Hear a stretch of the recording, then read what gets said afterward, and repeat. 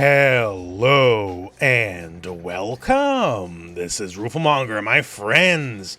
You ever set an alarm, like, hey, and the Nintendo thing's happening today. I'll set an alarm, sleep past it. Oh, well, I missed that. What's the biggest thing that could have happened? And oh no!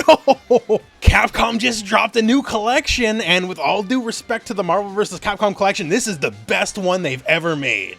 Capcom vs. SNK is back for the modern day with all the fixins.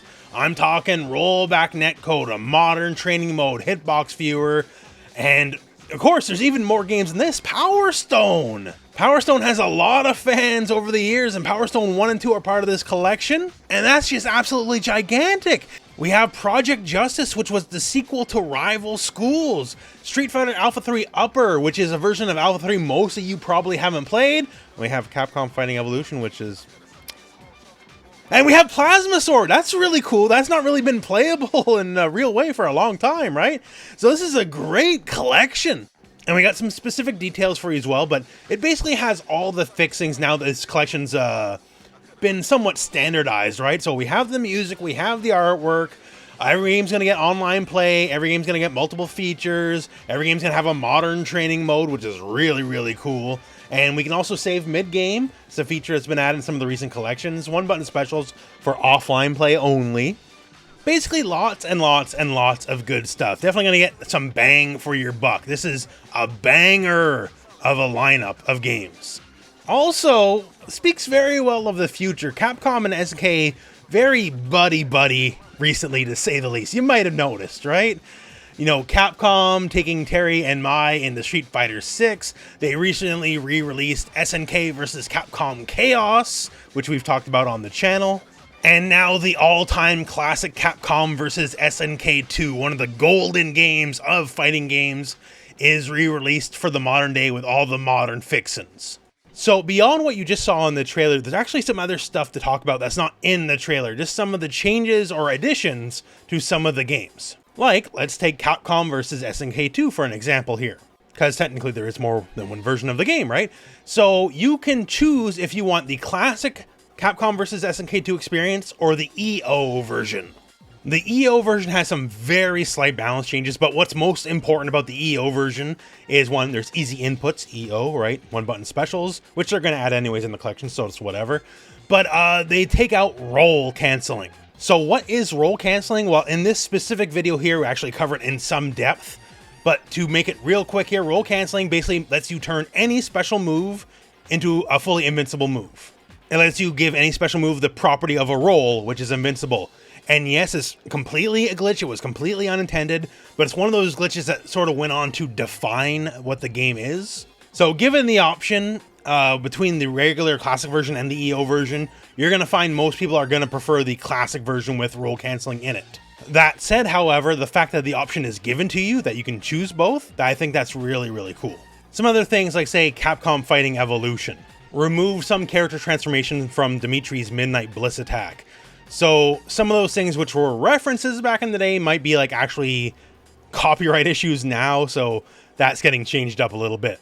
And just for some of the other games, like Project Justice changed certain visuals during the story. For Alpha 3 Upper here, some stage visuals have been altered. Like, these are probably going to be very minor things in the end. Just little tweaks for, like, the legal department will yell at you probably, something like that. But other than that, these are the original games, and I think that's really, really cool. Now, to talk about some of the games in the collection directly, actually. So, Alpha 3 Upper, I bet a lot of you watching probably played, the classic Street Fighter Alpha 3, right? The difference with Alpha 3 Upper is, one, there's a bunch of new characters, there's new stages, like DJ is playable, T-Hawk, Fei Long, they're all playable. Also, a good amount of balance changes, like I believe there's some nerfs to V-ism, specifically. And Capcom Fighting Evolution, you find me probably talking very positively about most games, even games with like obvious flaws, like when we talked about SVC Chaos. That game is a very flawed game, but there's a lot of fun in it. This game is just not good. Like, it's cool that it's here as a collection, give you the historical perspective of games of yore, right? But the actual gameplay of it, like, it's just not a good game. It's just not a good game. Other than the fact that it had the dinosaur from Red Earth as a playable character, Hauser, there's nothing to talk about here. CVS 1, very different aesthetic than Capcom vs. SNK 2. Also a lot of things like stages that only exist in this game. But yeah, Capcom vs. SNK 2 is the home run. It's one of the greatest games of all time. This is probably why you're going to get this collection. For things like Project Justice and Plasma Sword, where are the other games, right? Rival Schools is the original, Project Justice is a sequel, Star Gladiator is the original, Plasma Sword is the sequel. My guess is it might have to do with arcade hardware. Every game on this collection was a Naomi board arcade hardware, and Rival Schools and Star Gladiator were not. Or failing that, I think Plasma Sword was actually ZN2 hardware. I don't know this stuff as well, I'm not gonna lie to you guys, right? But I'm just guessing this is an emulation issue. Regardless, very happy to see the games here. And yeah, basically awesome collection, awesome features, really look forward to this. Being able to, on a more large scale, play like Capcom vs. SNK 2 again against a bunch of people, I'm really looking forward to that. Also, while we're here, Marvel vs. Capcom collection also got a release date as well. It's not part of this, but that's going to be September 12th, which is very soon for digital. And if you want the physical version, November the 22nd. Normally, I'm a digital only guy, but the rights might disappear again. So maybe get a physical version while you can, before there's a leadership change at Disney and everything just falls apart again. And also one thing before we check out, I just want to talk about is the actual box art for this game, for this collection. So looks really good. They got Shinkiro for the art, always does fantastic work.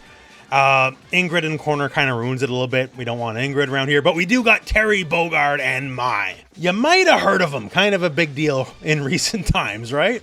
Like in recent times, this channel has turned into the Terry Bogard Mai Shiranui fan channel, it would seem, because it's all we're really talking about.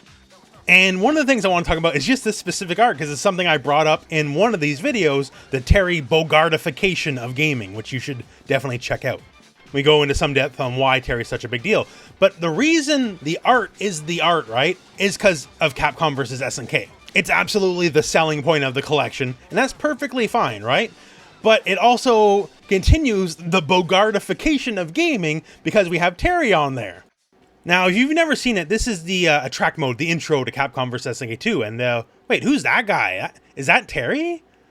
Looks like he's lost some weight. Is he sick? Like, what's going on? No, that's not Terry. That's Kyo Kusanagi, who was always the guy who was paired up against Ryu every time we did the versus game thing. And not anymore. Back in the day, every time we did Capcom vs. SNK, it was always Ryu versus Kyo. And now, thanks to the Bogardification of gaming, no, it's always been Terry versus Ryu. Kyo? Never heard of him. What are you talking about? And the point I made in that previous video, being really impressed upon again so soon after the fact, I just find is really funny. Granted, is Terry a much more marketable character? Is he a much more memorable character worldwide? Maybe in Japan only Kyo is a bigger deal, but worldwide Terry's obviously the guy to go with, right? So him being here, certainly deserved, right? And of course, he's going to be in Street Fighter 6, so Capcom wants to stay on brand with that. But I just love it. Everything is Terry. The future is Terry Bogard. That's very clear. The future of fighting games is Terry Bogard. The present of fighting games is Terry Bogard. And in the past of fighting games, even when it wasn't Terry Bogard, it's Terry Bogard now. Terry's always been Ryu's long-standing rival, regardless of what other things or reality might have to say about that. Like, there's no deep mystery here. Like, I'm not trying to, like, point out some Illuminati scheme of, like, you know, the Bogardification, right? I'm just along for the ride. I love it. Make all things Terry. Eventually, Street Fighter 7? Terry's the main character. Ryu? Never heard of him. It's always been Terry. Terry versus Ken, Terry versus Akuma. That's what Street Fighter's all about. Basically, what a time to be alive. This is a fantastic collection. Like, once again, all due respect to the Marvel vs. Capcom collection, but to me, this is their best collection by a mile, because, like, this has the games that really matter to me. And I'm really excited for a lot of people to get their hands on Capcom vs. SNK 2 for the first time. That all said, though, that is the news, my friends, and that is the video. So thank you very much for watching. Hope this video has found you well, and go out and play some fighting games.